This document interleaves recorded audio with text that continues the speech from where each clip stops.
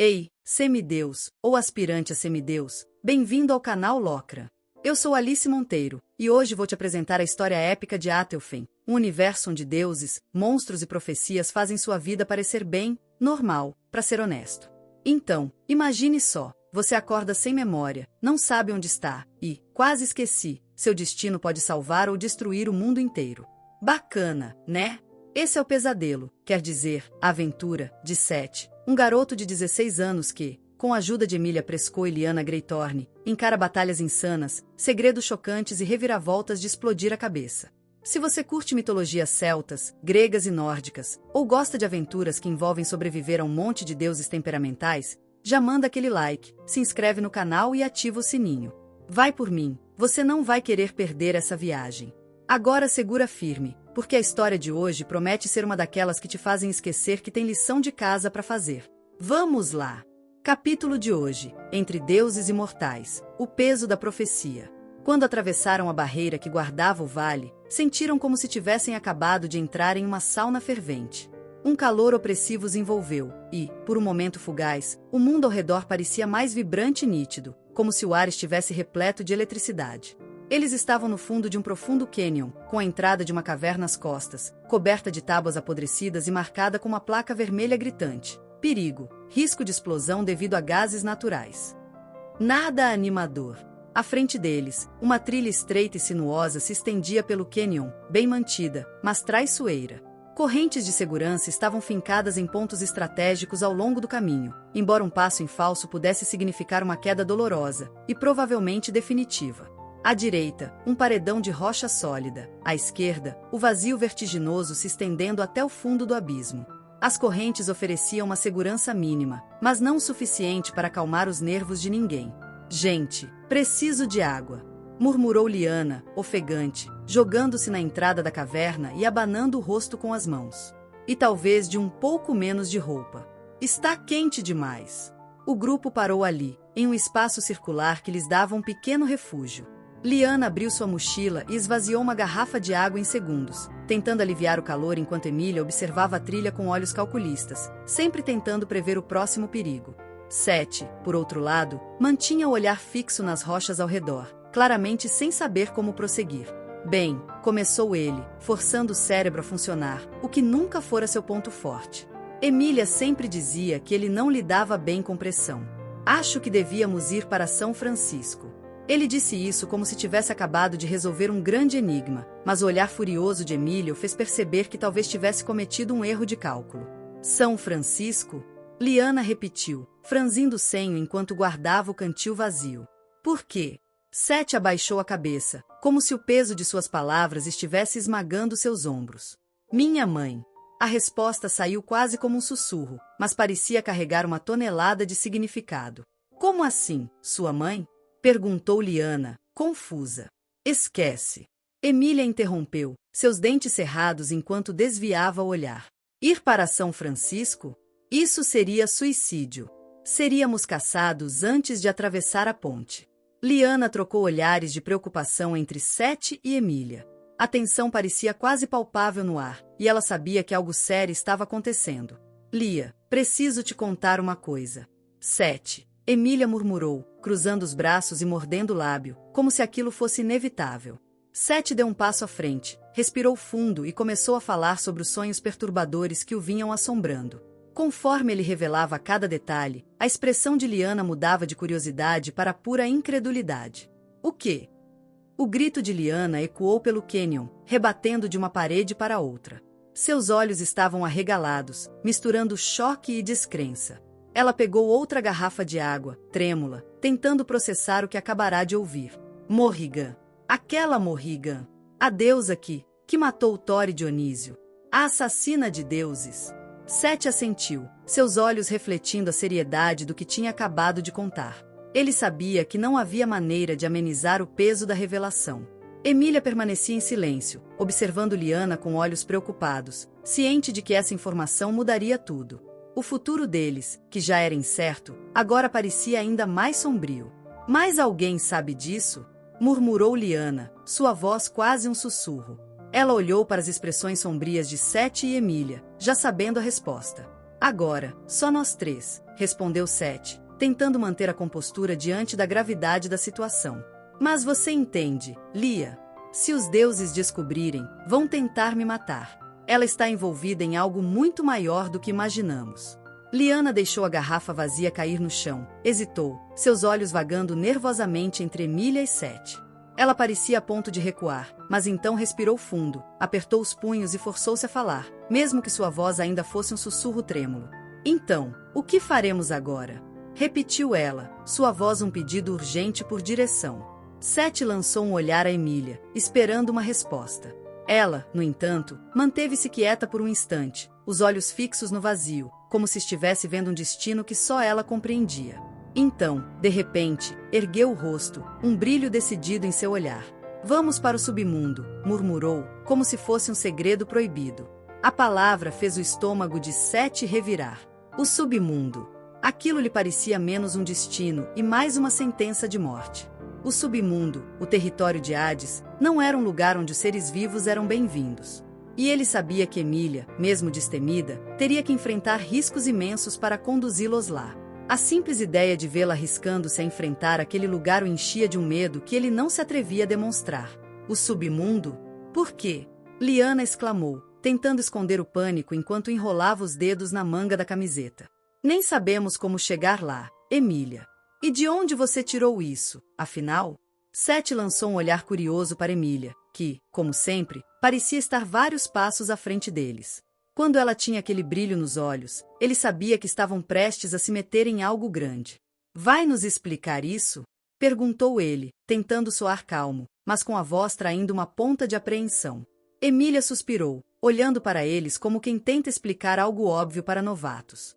Sem mais delongas, ela tirou um pergaminho antigo do bolso, desenrolando-o com cuidado. No papel amarelado, via-se um mapa antigo repleto de anotações e símbolos estranhos, dos quais apenas Emília parecia ter a chave. Vocês lembram da profecia, certo?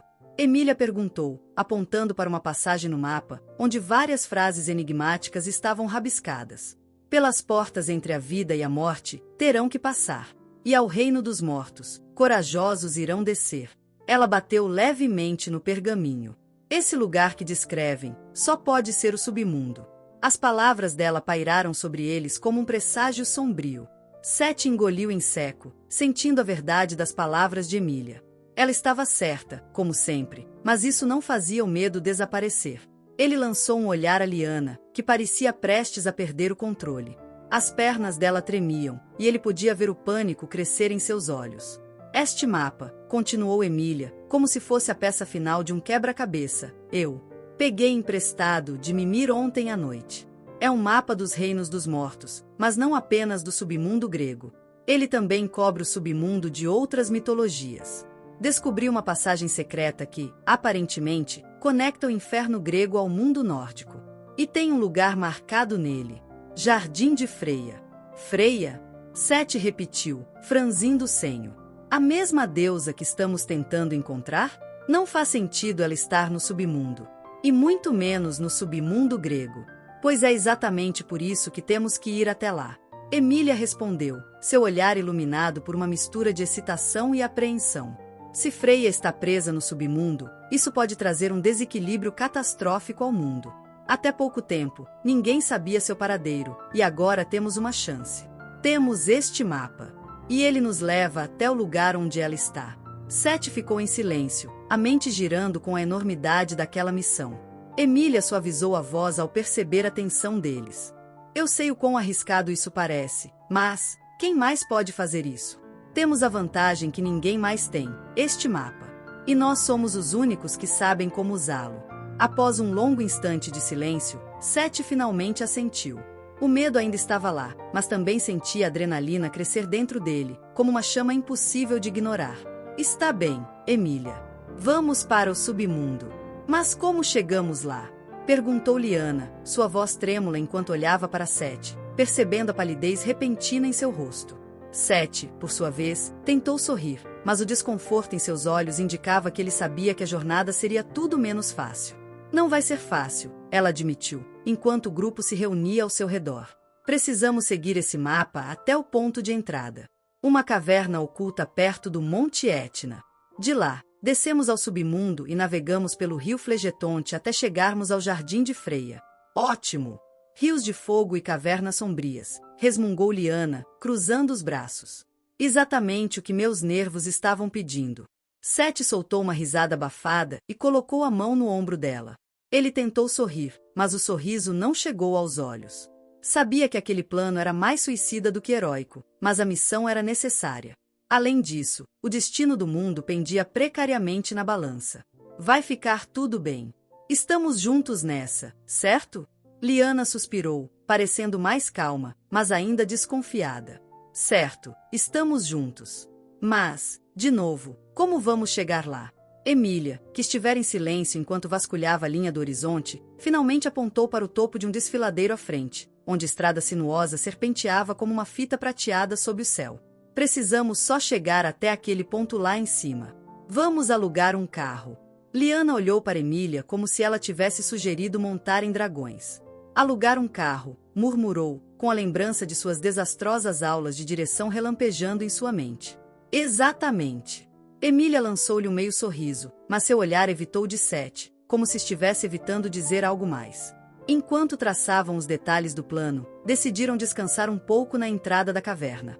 Havia uma árvore retorcida ali, cuja sombra projetava-se como garras ao redor deles, e Sete e Liana se acomodaram no solo pedregoso, observando Emília, que parecia se afastar um pouco mais a cada instante.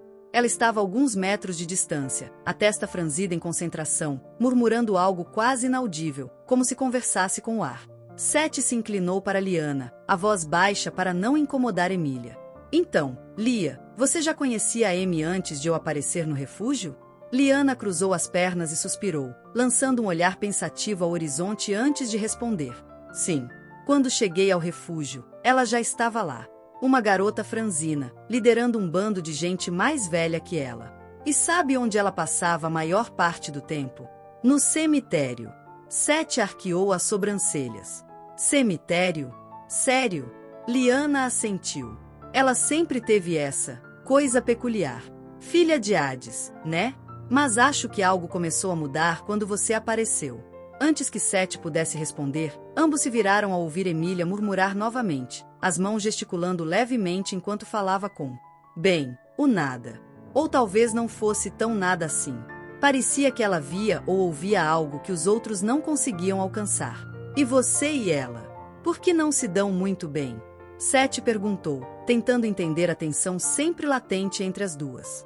Liana passou a mão pelo cabelo, hesitando. É complicado. Emília sempre foi reservada, e dizem que depois daquela guerra, ela piorou. Tentei me aproximar, fazer amizade. Mas a cada tentativa, ela só se afastava mais. Sete assentiu, observando Emília à distância, imaginando o que ela escondia. Ela passou por muita coisa, especialmente depois de perder o irmão. Deve ter sido devastador para ela. Com certeza foi. Isso e, bem, a relação complicada que ela tem com Hades não ajuda em nada. Ainda mais depois daquela profecia. Liana deixou a voz morrer, um peso se instaurando no ar entre eles. De longe, Emília parecia responder a alguém invisível. Seus olhos tinham um brilho distante, fixos em um ponto que Sete e Liana não podiam ver. Ele se inclinou para Liana e murmurou, a preocupação clara em sua voz. Ela está bem? Liana lançou um último olhar para Emília, hesitante, antes de balançar a cabeça devagar. Acho que sim. Ela sempre teve essa conexão estranha com os espíritos. Sua voz soou quase como um sussurro, um misto de desconforto e admiração. Às vezes, conversa com eles como se fossem amigos, principalmente com o Jasper. Ela manteve o olhar fixo em Emília por mais alguns instantes, como se buscasse algum tipo de confirmação invisível no ar. Então, endireitou os ombros e respirou fundo. Certo. Vamos ver o que ela tem a dizer quando voltar para a realidade. Ainda temos uma missão a cumprir. Sete se levantou, oferecendo uma mão para Liana se erguer também. Juntos, caminharam até Emília, que observava o horizonte, os olhos vidrados como se visse algo que só ela poderia enxergar. Quando finalmente se uniram, recomeçaram a subir o caminho íngreme que os levaria ao topo do desfiladeiro.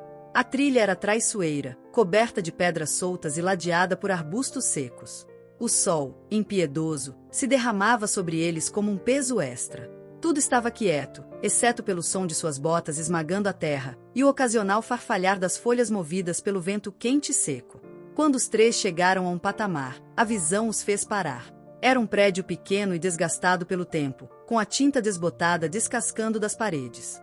Na frente, gatos preguiçosos cochilavam ao sol, e um velho, com uma espingarda equilibrada no colo, relaxava em uma cadeira de balanço.